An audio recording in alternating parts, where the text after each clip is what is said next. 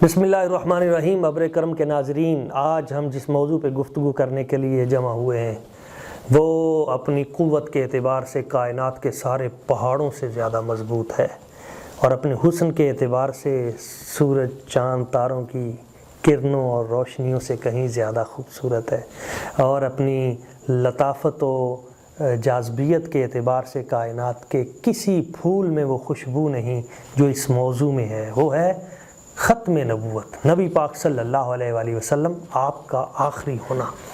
आप देखिए कुरान मजीद में 300 से ज़ायद आयात में हुज़ूर अलैहिस्सलाम की ख़त्म नबूवत को अल्लाह करीम की ज़ात ने ख़ुद बयान फरमाया है। अल्लाह ताला इरशाद फरमाता है, मा काना मुहम्मदुन अबा हदिम मिन रिजालिकुम वलाकिन रसूलुल्लाहि व खातमुन नबिय्यीन। मुस्तफ़ा करीम सल्लल्लाहु अलैहि वसल्लम, आप तुम बालिग़ मर्दों में से किसी के बाप नहीं मगर ख़ातमुन नबिय्यीन हैं। ख़त्म नबूवत का ताज अल्लाह करीम ने हुज़ूर के सर पे रखा। दूसरे मकाम पे आप देखिए अल्लाह ताला इरशाद फरमाता है, कुल या अय्युहन्नास इन्नी रसूलुल्लाहि इलैकुम जमीया। हबीब आप फरमा दें, ऐ सारी दुनिया के लोगों, मैं तुम सब की तरफ अल्लाह का रसूल बन के आया हूँ। तो ज़रूरत ही नहीं है बाद में किसी और नबी के दोबारा पैदा होने की और आने की, जब नबी पाक सल्लल्लाहु अलैहि वसल्लम ख़ुद फरमा देते हैं कि अल्लाह करीम ने मुझे सारे जहानों की तरफ रसूल बना के भेजा। कहीं आता है वमा अरसलनाका इल्ला काफ़तल लिन्नास, सारी मुकम्मल इंसानियत के लिए अल्लाह करीम ने मुझे भेजा है, बशीर व नज़ीरा, बशीर और नज़ीर बनाकर। और दूसरे मकाम पे नज़ीर को बयान करते हुए अल्लाह करीम ने फिर फरमाया, तबारकल्लज़ी नज़्ज़लल फ़ुरक़ान अला अब्दिही लियकूना लिल आलमीन नज़ीरा। सारे जहानों के लिए मैंने अपने महबूब को नज़ीर बनाकर भेजा, यानी अल्लाह करीम का डर सुनाने वाला बनाकर भेजा। आप देखें और एक और मकाम पे अल्लाह पाक इरशाद फरमाता है, वमा अरसलनाका इल्ला रहमतल लिल आलमीन। महबूब हमने आपको सारे जहानों की रहमत बना के भेजा। तो बाद के सारे जहानों की भी रहमत हुजूर मुस्तफ़ा करीम हजूर जब तशरीफ़ ला चुके तो अब किसी और की ज़रूरत क्या है, और हो भी क्यों भाई, वो तमाम के तमाम जो फरामीन थे वो तो हुजूर लेके आ गए, कोई बात बची तो है नहीं। अल-यौम अकमलतु लकुम दीनकुम व अतममतु अलैकुम निअमती व रदीतु लकुमुल इस्लाम दीना। आप देखें ये भी ख़त्म नबूवत पे दलालत करती है।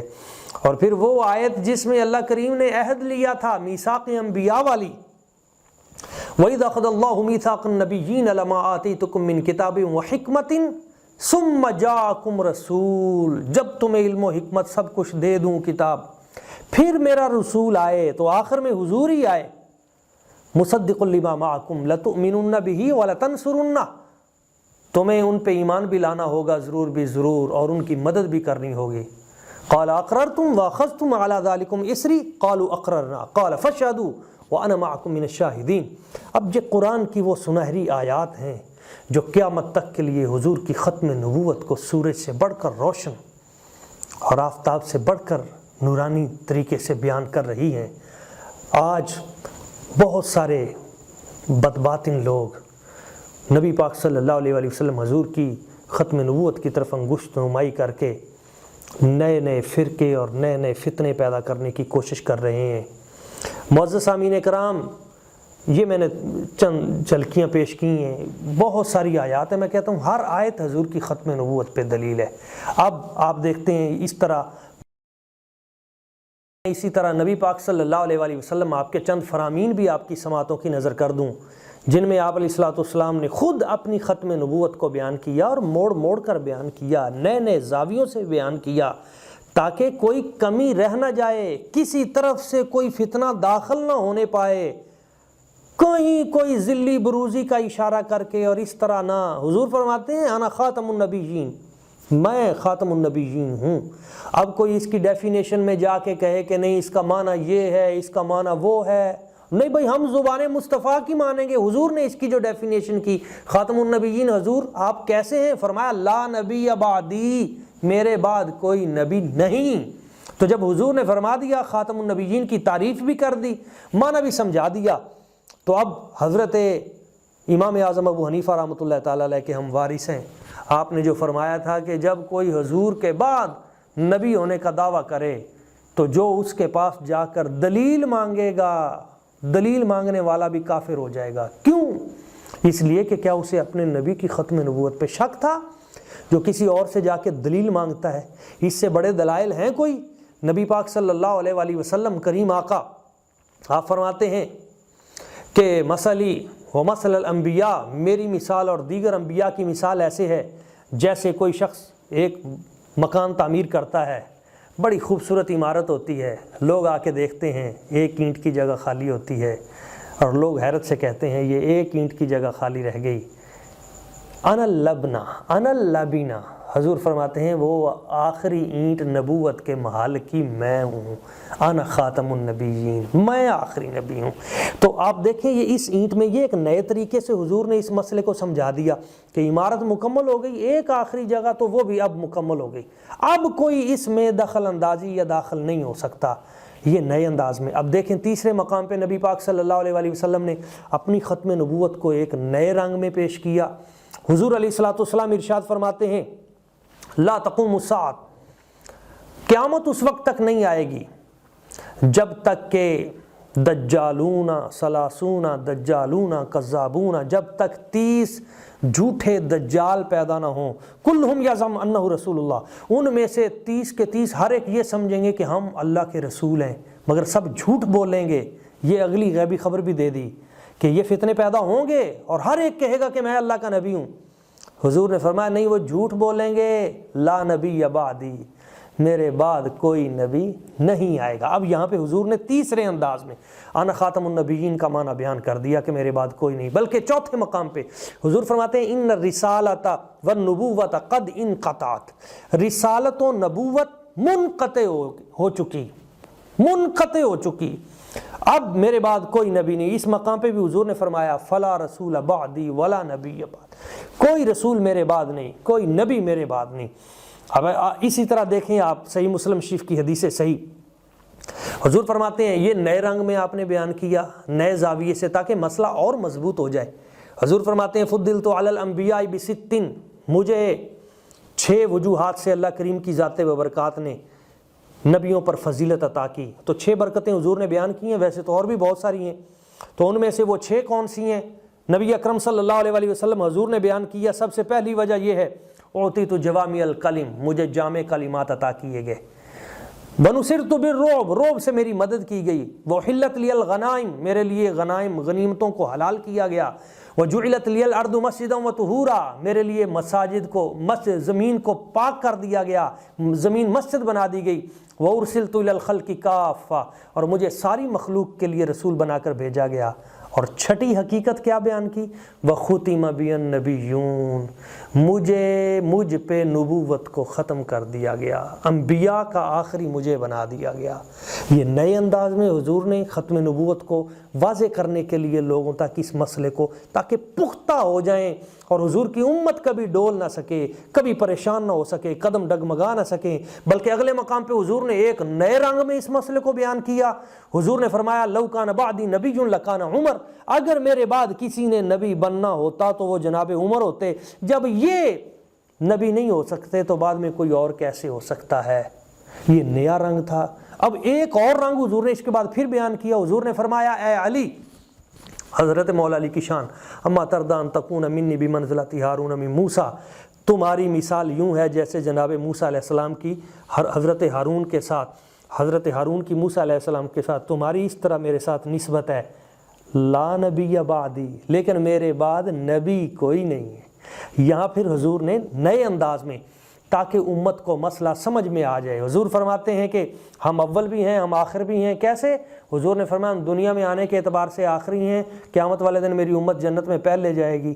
اس اعتبار سے بھی حضور نے، اور مسجد کے اعتبار سے بھی فرما دیا انا آخر الانبیاء، میں انبیاء میں آخری ہوں۔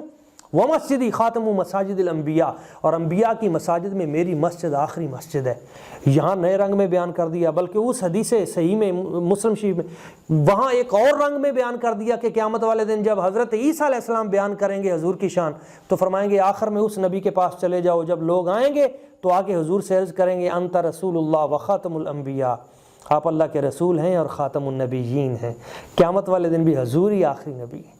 وہیں بھی، اور معراج کی رات جو انبیاء کے خطبات ہیں ان کو پڑھ کے دیکھ لیجئے تو وہاں بھی یہی حقیقت سامنے آتی ہے۔ الحمدللہ الذی جعلنی فاتحا و خاتمہ، سب سے آخر میں حضور نے خطبہ دیا اور وہاں بھی یہی فرمایا کہ تمام تعریفیں اس ذات کی ہیں جس نے مجھے فاتح بھی بنایا اور مجھے خاتم بھی بنایا۔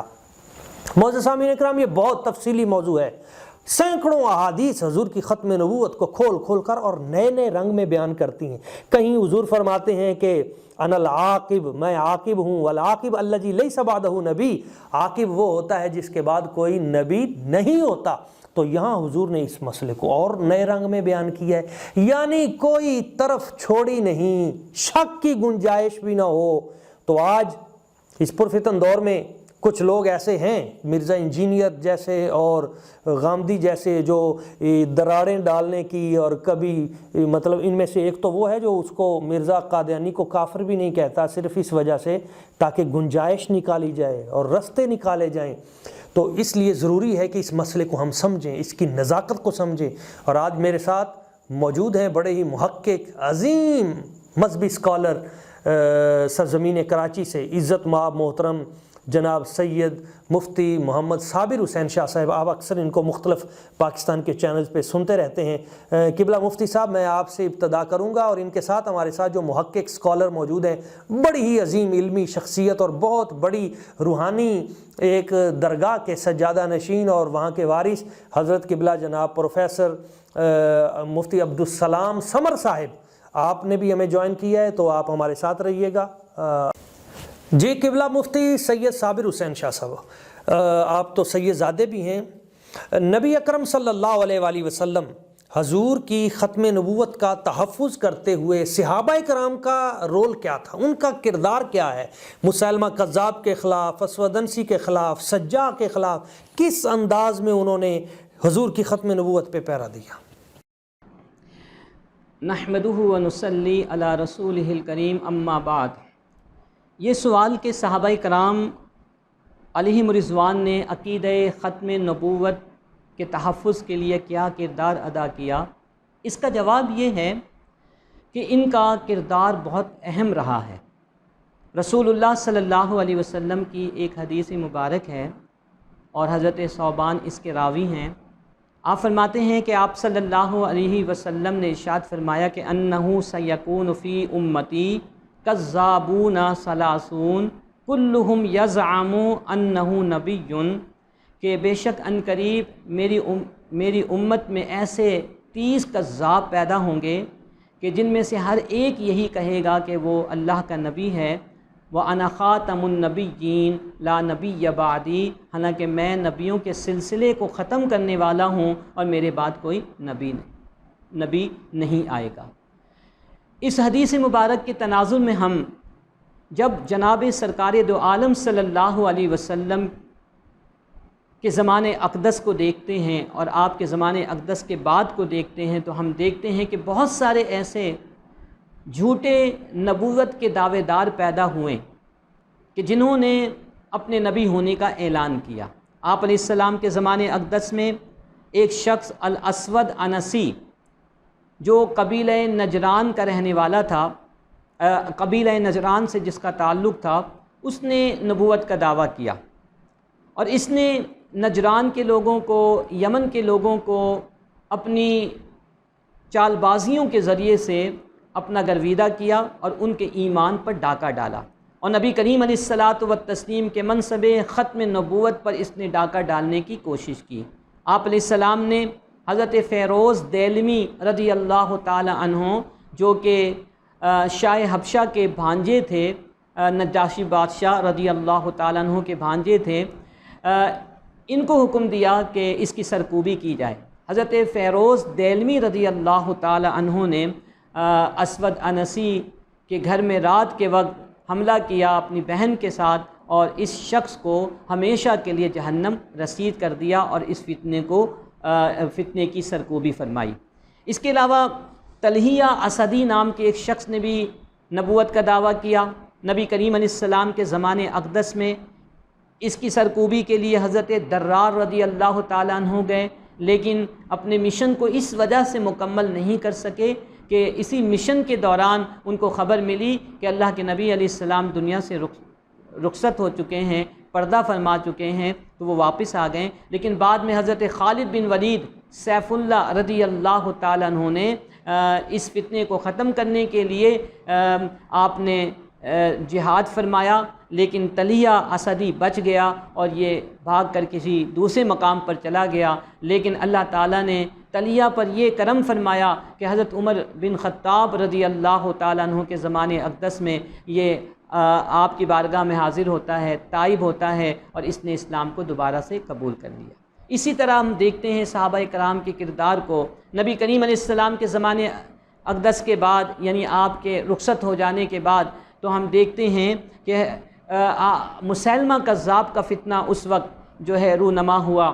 اگرچہ یہ نبی کریم علیہ السلام کے زمانے اقدس میں نبوت کا دعویٰ کر چکا تھا، لیکن آپ علیہ السلام کے پردہ فرما جانے کے بعد اس نے اور زیادہ سر اٹھایا اور اس نے نبوت کا دعویٰ کیا۔ حضرت صدیق اکبر رضی اللہ تعالیٰ عنہ نے تمام تر مصائب اور پریشانیوں کے باوجود اس فتنے کی سرکوبی کا ارادہ فرمایا، اور آپ نے یمامہ کے مقام پر اس سے جنگ کی۔ اس کے 30,000 جو پیروکار تھے ان کو جہنم رسید کیا۔ اس جنگ میں 1200 صحابہ کرام شہید ہوئے، جن میں 700 صحابہ کرام حفاظ بھی تھے، عالم بھی تھے۔ اسی سے ہمیں پتہ چلتا ہے کہ صحابہ کرام نے عقیدہ ختم نبوت پر کوئی کمپرومائز نہیں کیا، کوئی سمجھوتا نہیں کیا، اور ہمیشہ انہوں نے کردار ادا کر کے عقیدہ ختم نبوت کی حفاظت کی۔ جی قبلہ مفتی صاحب، آپ نے بہت عمدہ توجیہ اور بڑی وضاحت کے ساتھ وہ تمام میادین کارزار جن میں نبی پاک صلی اللہ علیہ وآلہ وسلم حضور کے صحابہ و اہل بیت آپ کی ختم نبوت پہ پہرا دیتے رہے، آپ نے بیان کیے۔ قبلہ مفتی صاحب، میں سمجھتا ہوں کہ اس وقت اتحاد امت کی بڑی ضرورت ہے، اور آپ دیکھتے ہیں کہ تحریک ختم نبوت میں جس وقت تمام مسالک جمع ہوئے اور انہوں نے مل کر نبی پاک صلی اللہ علیہ وآلہ وسلم حضور کی عزت و ناموس پہ، تو اللہ تعالیٰ نے کامیابی عطا کی۔ آج پھر اسی امر کی ضرورت ہے۔ ذرا ان مجاہدین اسلام جنہوں نے حضور کی ختم نبوت کے لیے تحریک ختم نبوت میں حصہ لیا، ان کا بھی، حضرت امام شاہ احمد نورانی صدیقی ہوں، حضرت مولانا مفتی محمود صاحب ہوں، حضرت مولانا عبدالستار خان نیازی صاحب ہوں، وہ تمام ہستیاں اکابرین جنہوں نے مل کر نبی پاک صلی اللہ علیہ وآلہ وسلم حضور کی ختم نبوت کے لیے اس تحریک پاکستان کے بعد تحریک ختم نبوت 1974 میں 7 ستمبر 1974 میں جو کردار ادا کیا اور کھڑے رہے، اس پہ بھی ذرا روشنی ڈال دیں۔ اللہ من الشیطان الرجیم، بسم اللہ الرحمن الرحیم۔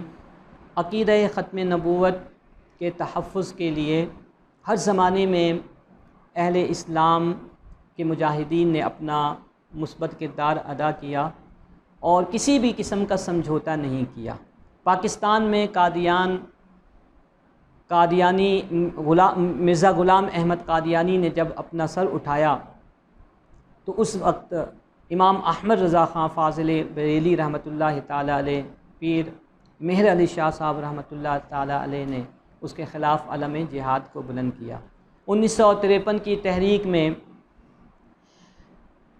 پیر سید جماعت علی شاہ صاحب، تاج العلماء مفتی محمد عمر نعیمی اشرفی، حضرت علامہ مفتی مظفر احمد رحمۃ اللہ تعالیٰ علیہ، حضرت علامہ مولانا عبدالستار خان نیازی رحمۃ اللہ علیہ، ابو الحسنات علامہ سید محمد احمد قادری، شیخ الحدیث حضرت علامہ عبد المصطفیٰ الازہری، مولانا سید خلیل احمد برکاتی اور علامہ شاہ احمد نورانی صدیقی رحمۃ اللہ تعالیٰ علیہ نے کردار ادا کیا، اور انہوں نے کسی بھی قسم کا سمجھوتا نہیں کیا، مصیبتیں برداشت کی، جیلوں میں گئے، وہاں پر کوڑے ان پر برسائے گئے اور طرح طرح کی ان پر مشکلات پیش کی گئیں، لیکن انہوں نے عقیدہ ختم نبوت پر کوئی سمجھوتا نہیں کیا۔ 1974 کی تحریک میں علماء حق نے اپنا کردار ادا کیا، اور ان کے مثبت کردار کی برکت سے اللہ تبارک و تعالی نے 7 ستمبر 1974 کو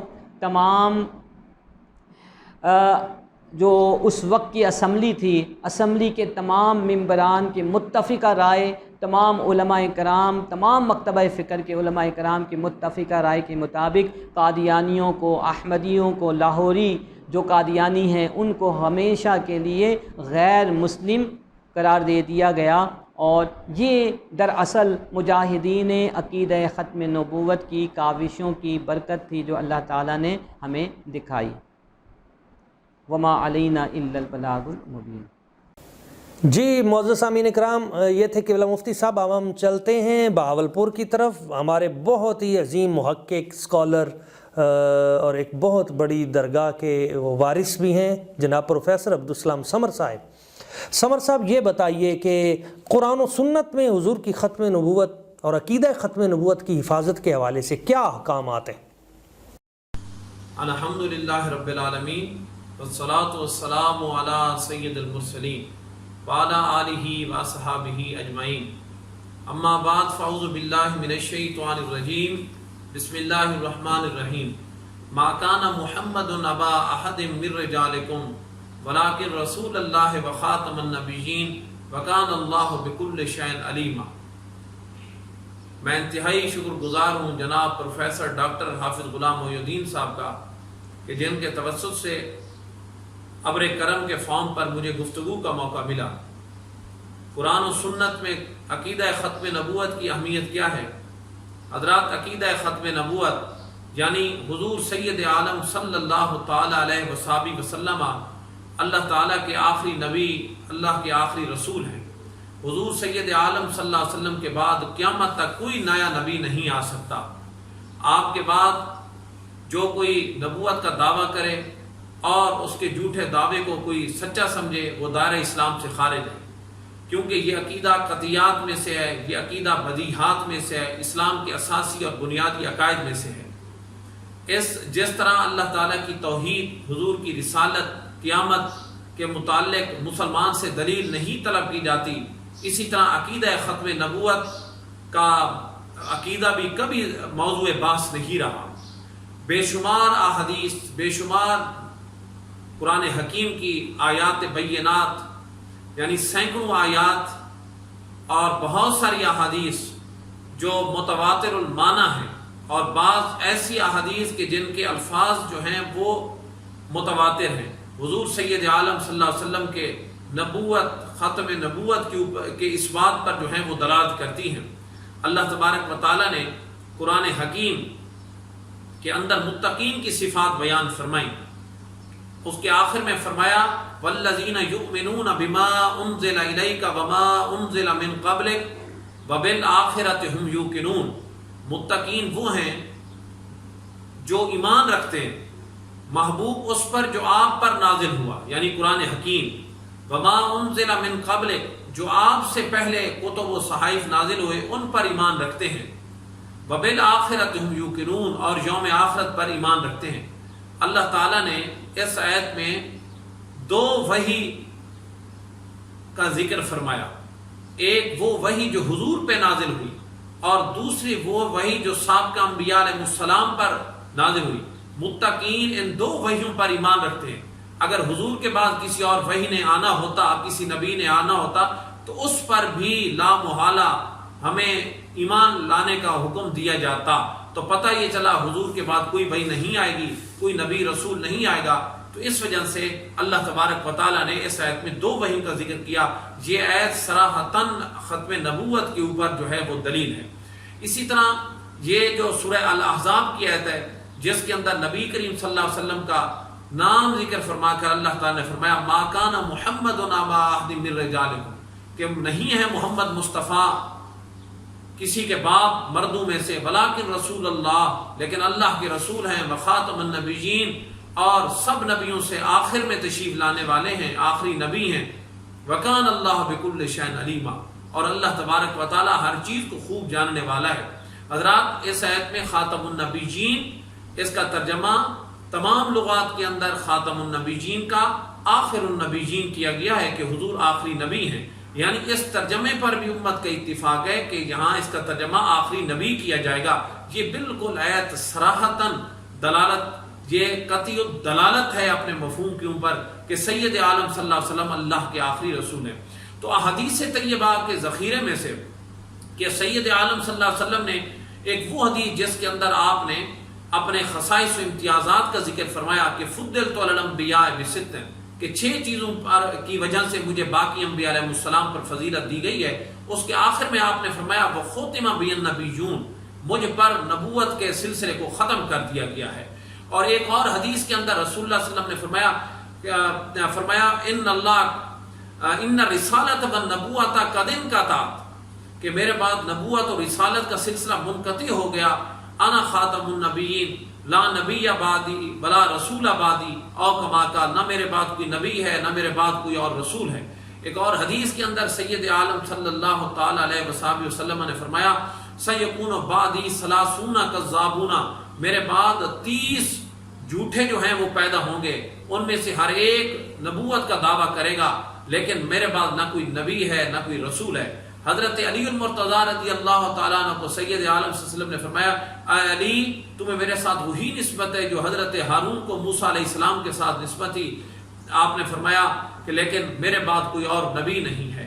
اور سید عالم صلی اللہ تعالی علیہ وسلم کی بے شمار احادیث ہیں، اور یہ جو لفظ ہیں انا خاتم النبیین لا نبی بعدی، علماء کرام فرماتے ہیں یہ حدیث طیبہ متواتر اللفظ ہے، یعنی اس موضوع سے متعلق یہ حدیث طیبہ اتنی احادیث کے اندر آئی ہے کہ یہ تواتر کے درجے کو پہنچ جاتی ہے. جی قبلہ سمر صاحب، آپ نے بہت عمدگی سے اور بڑے جاذبیت سے آپ نے اس مسئلے کو بیان کیا. ہمارے ناظرین ابر کرم کے وہ انشاءاللہ اسے یاد رکھیں گے. ذرا یہ بتا دیں کہ یہ جو حضور کی نبی پاک صلی اللہ علیہ وسلم کی ختم نبوت کا عقیدہ ہے، اس سے دوسرے عقائد کس طرح جڑے ہوئے ہیں؟ یہ ہمارے جتنے اسلامی عقائد ہیں ان میں ہم بار بار اس مسئلے کو کیوں بیان کرتے ہیں؟ ایک تو آپ جانتے ہیں کہ بار بار اس مسئلے کو چھیڑا جاتا ہے، اور اسی لیے چھیڑا جاتا ہے کہ اس عقیدے سے، ایک عقیدے سے باقی سارے عقائد جڑے ہوئے ہیں، اس بنیاد کو ہلا دیا تو پورے کا پورا اسلام ہل جائے گا. یہ اسی لیے یہ فتنے پیدا کیے جاتے ہیں. آپ بتا دیں کہ یہ دوسرے عقائد سے کیسے جڑا ہوا ہے یہ عقیدہ ختم نبوت؟ عقیدہ ختم نبوت وہ بنیادی اور اساسی عقیدہ ہے کہ اسلام کے باقی عقائد اس عقیدے کے ساتھ جڑے ہوئے ہیں. اگر یہ عقیدہ متزلزل ہو گیا تو ایسے سمجھیں کہ عقائد کی ساری عمارت دھڑام سے نیچے گر جائے گی. عقیدہ ختم نبوت کا انکار کرنے والا باعث انتشار فی الدین ہے. عقیدہ ختم نبوت کا انکار موجب تفرقہ بین المسلمین ہے. عقیدہ ختم نبوت کا انکار سبب زوال مومنین ہے. عقیدہ ختم نبوت کا انکار کرنے والا قرآن حکیم میں ترمیم کا دروازہ کھولنے والا ہے. آپ علیہ الصلوۃ والتسلیم کے بعد اجراء نبوت کا عقیدہ یہ قرآن حکیم کے اندر ایک ترمیم کا دروازہ کھولنا اور پیغام محمدی کو، فرمان محمدی کو آخری حرف تسلیم نہ کرنے کا پیش خیمہ بنتا ہے. در حقیقت حضور سید عالم صلی اللہ علیہ وسلم کے بعد کسی قسم کی نبوت کا عقیدہ رکھنے والا، نبوت کی تقسیم کرنے والا، تشریح ذلی بروزی کا عقیدہ رکھنے والا، وہ در حقیقت محمد مصطفیٰ صلی اللہ علیہ وسلم کے دین کو منسوخ کرنے کا مجرم ٹھہرتا ہے اور دین حنیف کے عمارت کو منہدم کرنے کے جرم کا مرتکب ہوتا ہے. کیونکہ اگر حضور کے بعد اجراء نبوت کا عقیدہ رکھا جائے تو جو بھی آئے گا وہ قرآن حکیم کی آیات کے اندر تعویلیں کرے گا، قرآن حکیم کے احکام کو منسوخ بھی کر سکتا ہے، وہ لفظاً بھی اس کے اندر تحریف کا مرتکب ہو سکتا ہے، مانوی تحریف کا مرتکب بھی ہو سکتا ہے. حضرات گرامی قدر، تو اس لیے آپ نے یہ دیکھا کہ مسلمہ پنجاب مرزا قادیانی نے جہاد کو منسوخ کیا تو تعویل کی آیات کے اندر حضرت سیدنا عیسیٰ علیہ نبینا علیہ الصلوۃ والتسلیم کے رفع و نزول آسمانی کے عقیدے کا اس نے انکار کیا. اس نے کیا کیا؟ اس نے قرآن و احادیث کی نصوص کے اندر تعویل کی، تو تعویل کا دروازہ کھل گیا. تو ایسے سمجھیں کہ دین کے اوپر آپ کا اعتماد، آپ کا یقین جو ہے وہ اٹھ گیا. اچھا، جب ایک نبی آ گیا تو اس کا مطلب تو پھر یہ ہوا قیامت تک اور بھی نبی آتے رہیں گے۔ اچھا، اپنی کتاب حقیقت الوحی کے اندر وہ یہ لکھتا ہے، کہتا ہے کہ میں مرزا جو ہے اللہ کے نزدیک بمنزل اس کے بیٹے کے ہوں۔ تو اب یہ ابنیت کا عقیدہ اس نے اپنا لیا، توحید باری تعالیٰ سے بھی ایمان اٹھ گیا۔ اچھا، اگر بروزی اور ذلی کا عقیدہ رکھا جائے جس طرح مرزا قادیانی نے کیا، تو اس کا مطلب یہ ہے کہ سید عالم صلی اللہ علیہ وسلم کی مثل جو ہے وہ ممکن ہے، حالانکہ پوری امت کے اس پر اتفاق ہے کہ حضور سید عالم صلی اللہ علیہ وسلم کی مثل جو ہے وہ ممتنع ہے، آپ کا کوئی مثل آ ہی نہیں سکتا۔ اب مرزا جب جو ہے وہ کہے کہ میں بروزی ہوں، میں ذلی ہوں، تو اس کا مطلب یہ ہے کہ محمد علیہ الصلوۃ والتسلیم کی مثل جو ہے وہ ممکن ہے۔ تو اسی طرح سے پھر جتنے بھی اس کے دعویٰ ہیں اس کی کتب کے اندر موجود ہیں، تو وہ سارے کے سارے اپنے دعویٰ کو سچ ثابت کرنے کے لیے قرآن حکیم کا اور دین کا سارا حلیہ اس نے بگاڑ کے رکھ دینا ہے۔ تو پتہ یہ چلا عقیدہ ختم نبوت یہ بنیاد ہے، ہر کلمہ گو کی ذمہ داری بنتی ہے کہ اس عقیدے کے تحفظ کے لیے، صیانت قرآن کے لیے، حفاظت دین کے لیے اپنا کردار ادا کرے، ختم نبوت کا سپاہی بن کر اس کی سرحدوں کے اوپر حفاظت کرے، کیونکہ یہی وہ چیز ہے کہ آج اسلام کی بہاریں آپ کو نظر آ رہی ہیں۔ عقیدہ ختم نبوت کمزور ہو گیا، کسی قسم کے کسی بھی حوالے سے اگر اس کے اندر تزلزل آ گیا تو سمجھیں ہمارا دین ہمارے ہاتھ سے نکل گیا۔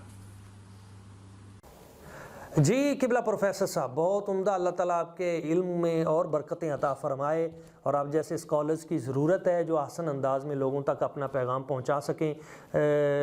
دینی اور دنیاوی دونوں تعلیم کا جب امتزاج ہوتا ہے تو ایسی ہی باتیں ہوتی ہیں۔ مجھے ذرا یہ بھی بتا دیں آپ کہ یہ جو محاذ ختم نبوت ہے، ختم نبوت کو اس وقت اس محاذ کو کن کن خطرات کا سامنا ہے اور ان کا حل کیا ہے؟ بہت سارے فتنے اس وقت ابھر رہے ہیں، تو یہ خطرات ذرا بتا دیں اور اس کا حل بھی ذرا چشم عنایت فرما دیں۔ اسلام کی 1300 سالہ تاریخ میں جب بھی کسی سر پھرے تالے آزماں نے نبوت کا دعویٰ کیا تو مسلمانوں نے اسے قتل کر دیا، جہنم واصل کیا۔ حضرت سیدنا صدیق اکبر رضی اللہ تعالی عنہ نے جنگ یمامہ میں مسلمہ کذاب کے خلاف لشکر کشی کی، اور اس جنگ میں مسلمانوں کو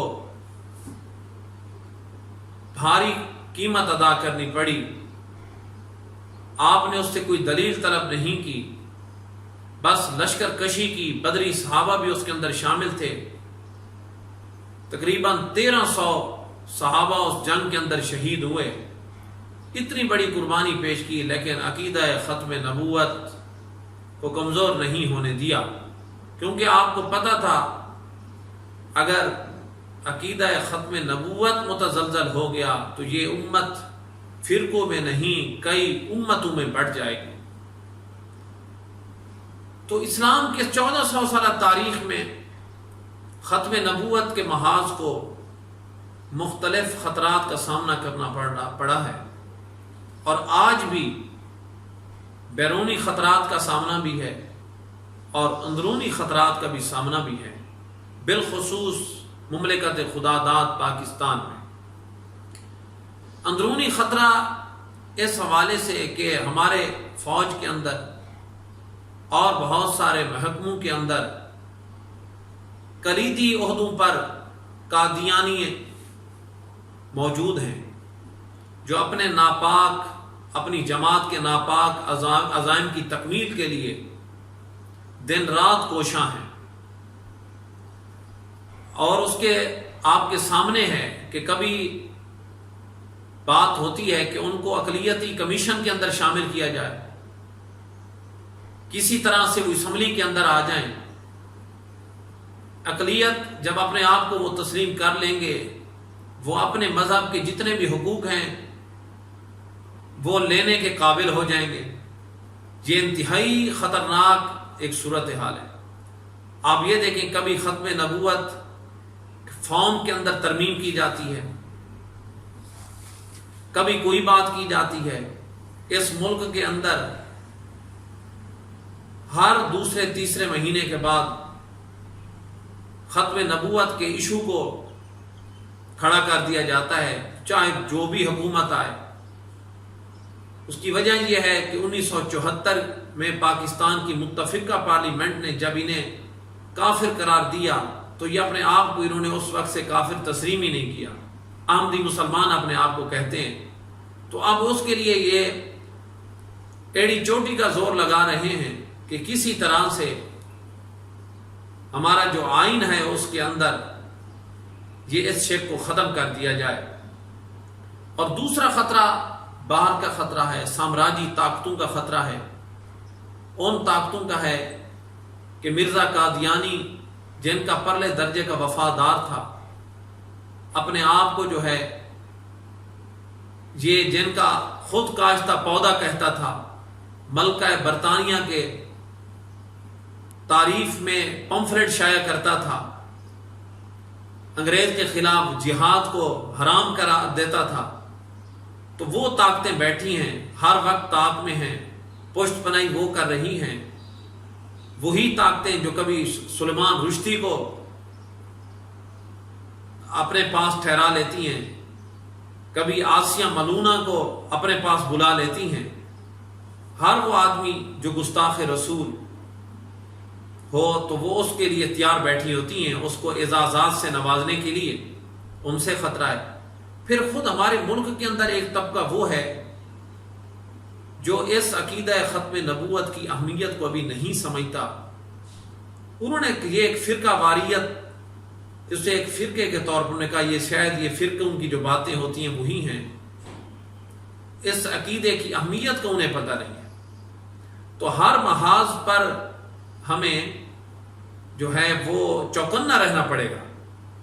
الحمدللہ مذہبی جماعتیں، جس طرح آپ حالیہ دنوں میں اقلیتی کمیشن میں ان کی شمولیت کی بات ہوئی تو علماء میدان عمل میں نکل آئے، ختم نبوت کے فارم کے اندر تبدیلی ہوئی تو اس وقت بھی علماء نے کردار ادا کیا۔ تو ایسے ہی ہمیں ہر حوالے سے چوکنا رہنا پڑے گا اور حکومت کو برابر کرانا پڑے گا۔ یہ اساسی عقیدہ ہے، اس عقیدے کے ساتھ چھیڑ چھاڑ نہ کی جائے تو بہتر ہے، اور ایک عالمی سطح پر ایک فارم قائم کیا جائے، ایک پلیٹ فارم بنایا جائے کہ ایک مضبوط آواز ہونی چاہیے تمام اسلامی ممالک کی طرف سے۔ یہ اساسی عقیدہ ہے۔ کوئی بھی سامراجی طاقت اس معاملے میں فتنہ قادیانیت کی پشت پناہی کرے گا تو ہم سراپا احتجاج بھی رہیں گے، اور یہ مداخلت فی الدین ہوگی، یہ برابر ہمیں کرانا چاہیے، اور عوام کے اندر اس کے شعور کو اجاگر کرنا چاہیے، کیونکہ ان کا طریقہ بڑا خطرناک ہے، طریقہ واردات۔ وہ لوگوں کو کہتے ہیں ہم نماز بھی پڑھتے ہیں، قرآن بھی پڑھتے ہیں، اذان بھی اسی طرح پڑھتے ہیں، تو پھر ہمیں کیوں غیر مسلم ڈکلیئر کیا جاتا ہے؟ یہی وہ ایک بنیادی فرق ہے کہ ایک عام آدمی کو آگاہ کرنا چاہیے۔ معزز ناظرین، آپ نے سنی آج کی ہماری ابر کرم کی ٹرانسمیشن، جس کا موضوع تھا حضور کی ختم نبوت۔ قرآن مجید ہو، احادیث صحیحہ ہوں، صحابہ کرام کا اجماع ہو، قیاس ہو، پوری کائنات ابتدا سے لے کے وہ حضور جتنے اولیاء کبار ہوں، صوفیاء اعظام ہوں، اور ہمارے پاکستان کی پارلیمنٹ کے اندر بھی باقاعدہ 7 ستمبر 1974 میں جو قانون بنایا اس کے تحت بھی، اور بہاولپور کی ریاست نے جو قانون بنایا تھا اس میں بھی نبی پاک صلی اللہ علیہ وسلم حضور کی ختم نبوت بنیادی حیثیت رکھتی ہے۔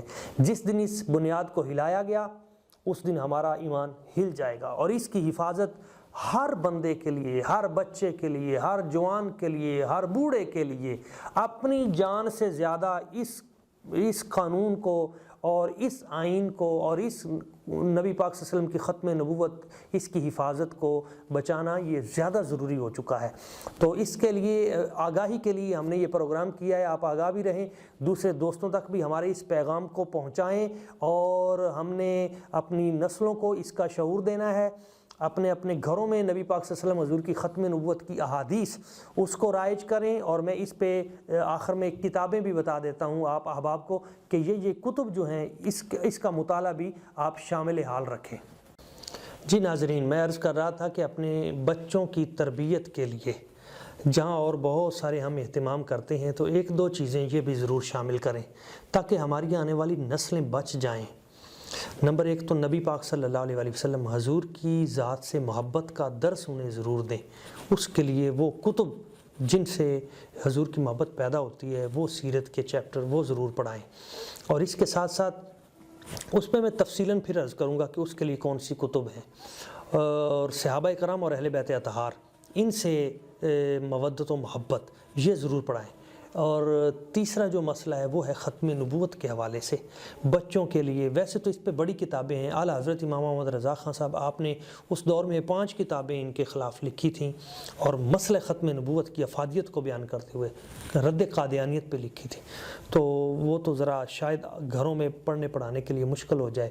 اس کے بعد میں مولانا محمد الیاس برنی صاحب انہوں نے بڑا کام کیا، مولانا عمر اشرفی صاحب مقیاس النبوہ کے حوالے سے انہوں نے بڑا کام کیا، دیگر ائمہ کرام علماء کرام انہوں نے اس پہ بڑی بڑی عظیم کتابیں لکھی ہیں، مطلب احتساب قادیانیت کے نام سے، یعنی 60 اور 40 جلدوں میں اس پہ، لیکن اتنا بڑا ذخیرہ اپنے گھر میں رکھنا ہر آدمی کے لیے تو ممکن نہیں ہوتا، علماء کے لیے یہ چیز، تو آپ ایک چھوٹی سی کتاب لے لیں، یہ الانتہا ہے پیر سید غلام رسول قاسمی صاحب کی، الانتہا، یہ مختصر سی کتاب ہے، اور اس میں بڑے ہی جامع طریقے سے انہوں نے مسئلہ ختم نبوت بیان کیا ہے۔ ویسے ایک رسالہ ہے العاقب، جامعہ نظامیہ لاہور سے وہ شائع ہوتا ہے ماہانہ، تو وہ بھی بڑا عمدہ رسالہ ہے العاقب، جس کا معنی ہی حضور کی ختم نبوت کے ساتھ متصل ہے، تو اس کو بھی آپ لیں، وہ ماہانہ پہنچے گا، اور ہر مسئلہ ناموس رسالت ہو، وہ ختم نبوت ہو، تو اس سے بھی آپ کو آگاہی ہوتی رہے گی۔ الحقیقہ ہے، اس میں بھی اس پہ بڑے اچھے عمدہ مضامین آتے ہیں، وہ بھی ایک ماہنامہ ہے، تو یہ کتاب آپ ضرور لیں۔ اللہ تعالیٰ کی بارگاہ قدس میں دعا ہے کہ وہ اہل اسلام کو سلامت رکھے۔ بہت شکریہ۔